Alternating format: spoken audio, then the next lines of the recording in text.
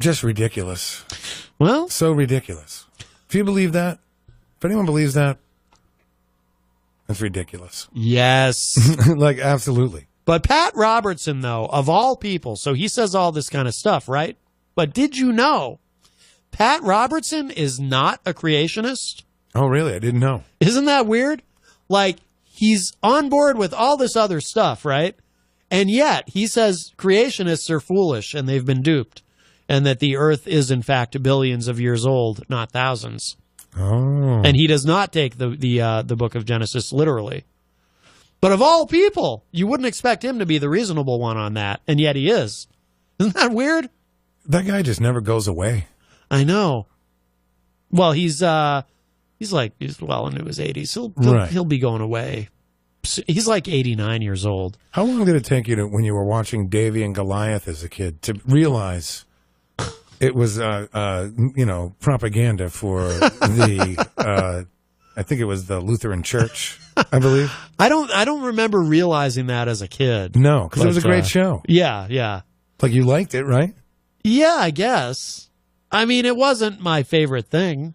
I know, but what else was on at 7 o'clock on a Sunday morning? Well, that's true. Well, I wasn't up that early on a Sunday, as we discussed earlier. Even as a little kid? Yeah, I'm not exactly a morning person.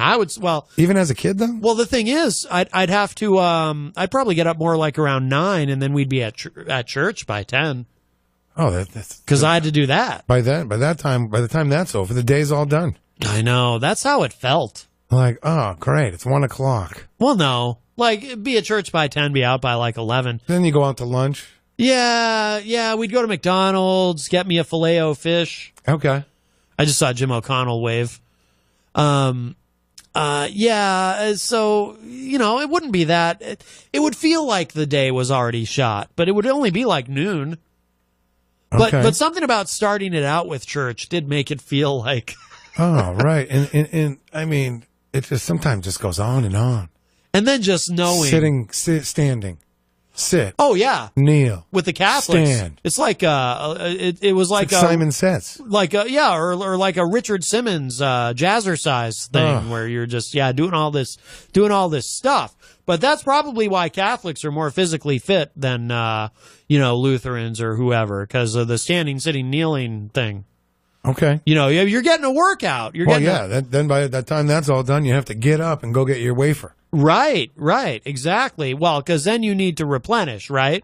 So that's how you get the carbs back into you, is with the wafer. And then you get back to your seat, you're waiting for everyone to finish, and then you're waiting for, you got about 10 minutes left. Right. Yeah, that's the thing.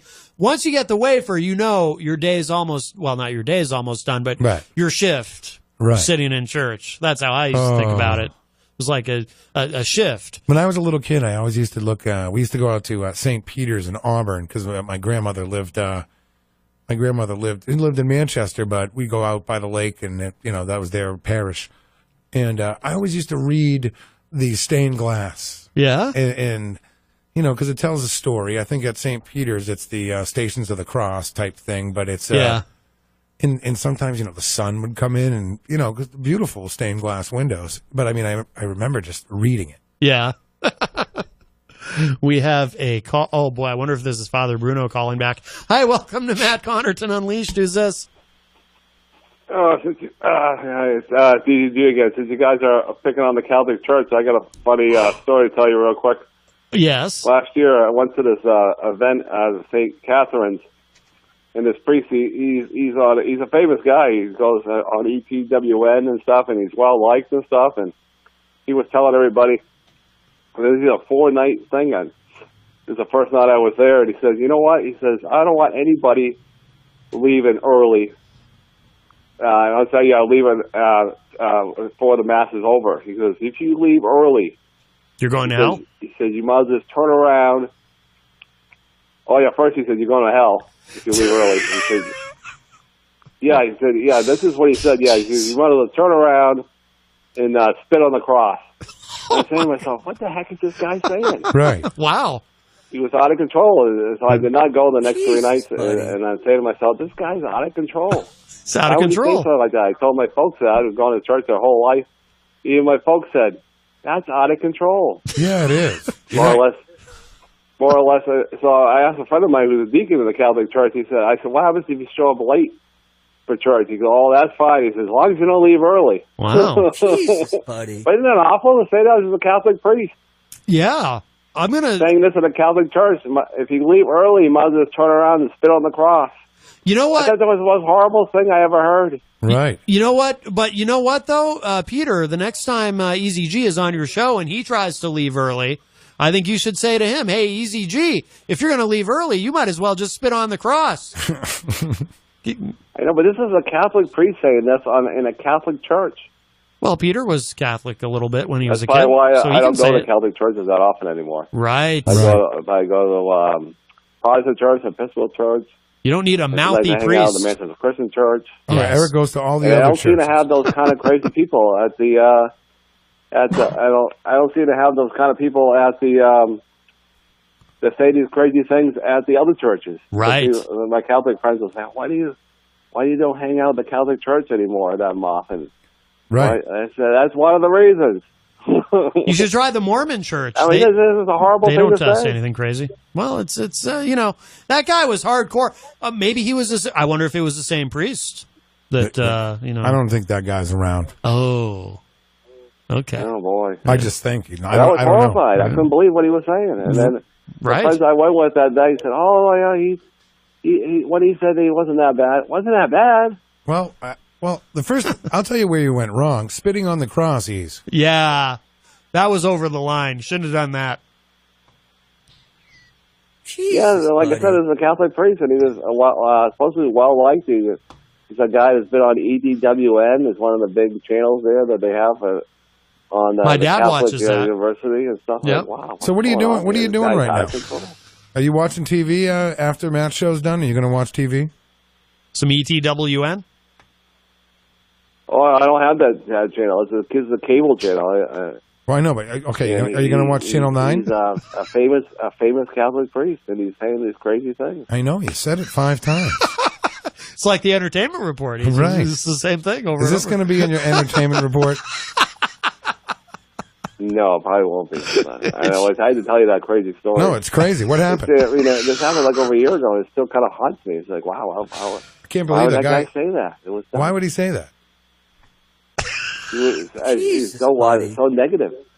Right. What did he say to you again? Oh boy.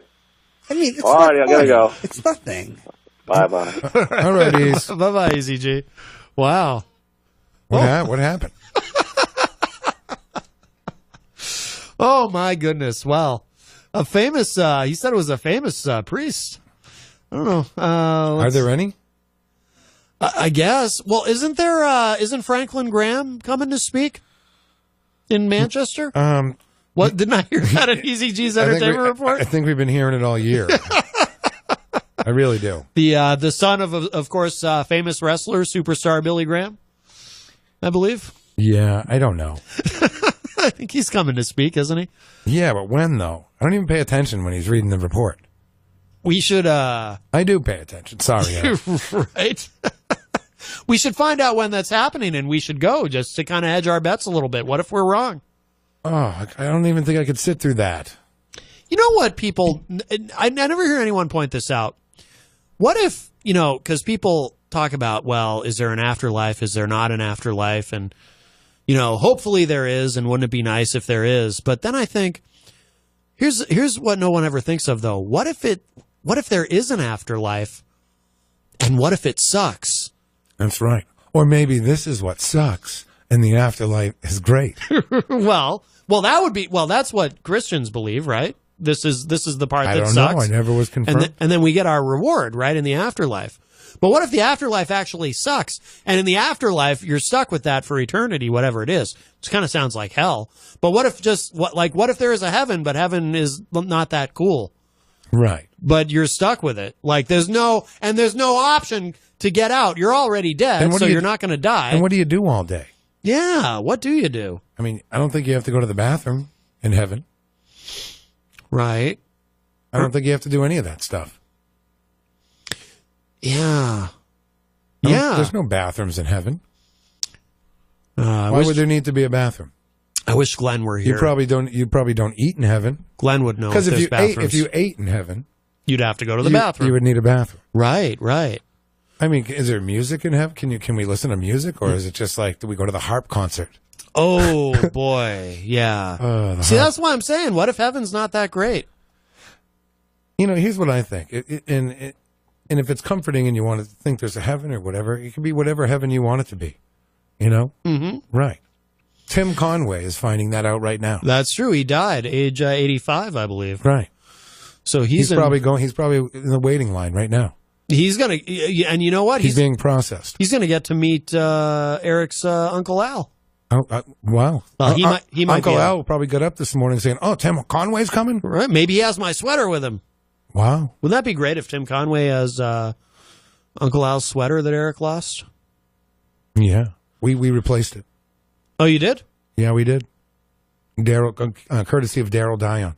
Really? Yeah, he had almost the same sweater. Really? This one's just not as frayed and linty. Does Daryl smell like Uncle Al? No. Oh. No. Well, then it's kind of not the same. It smells like Uncle Daryl.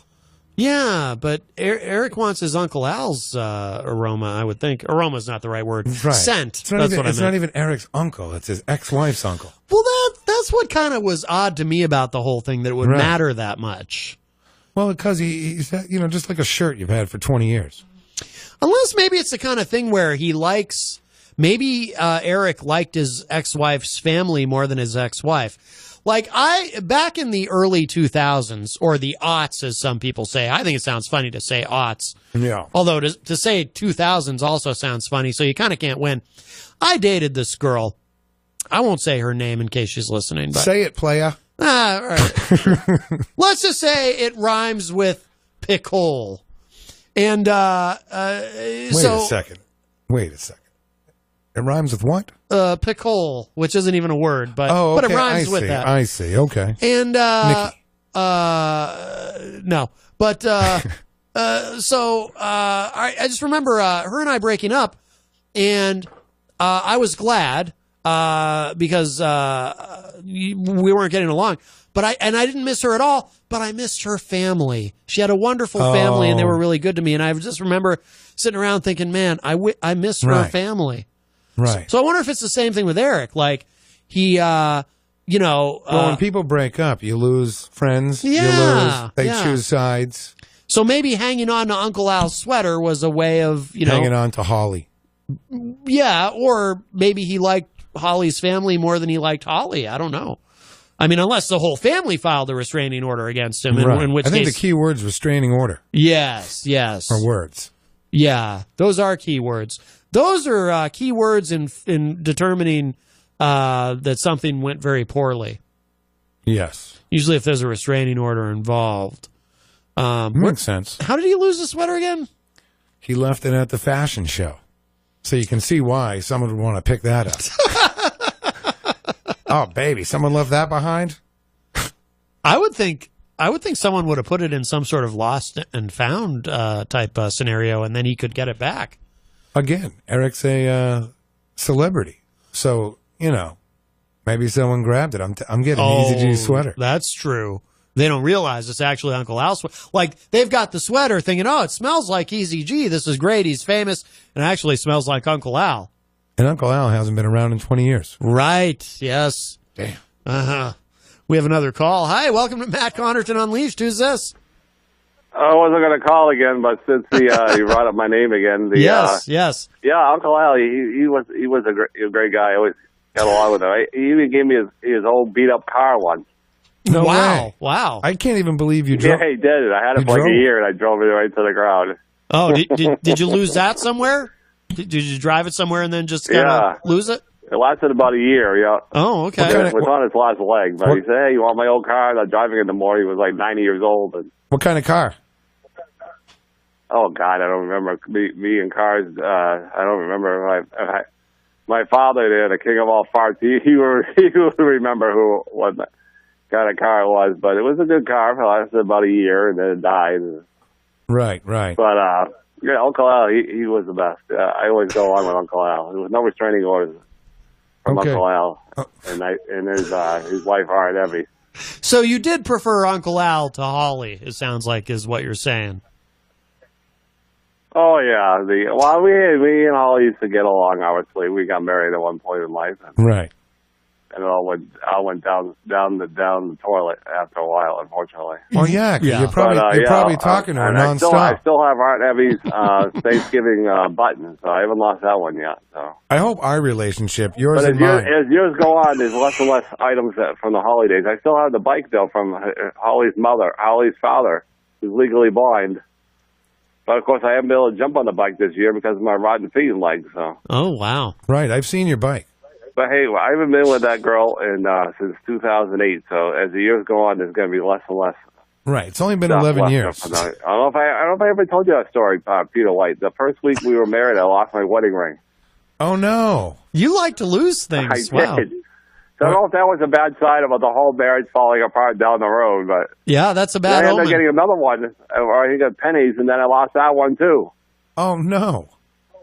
So I purchased a third one, I think at pennies for $100, and I still have that one, but it wasn't blessed by the priest, the Catholic priest. Well, thank God. Here we go, the Catholic priest again. Oh boy. If that wasn't a bad sign, that the marriage was not going to work out in the long run. Right, a When you total lose your sham. wedding ring the first week, Right, Jesus, buddy.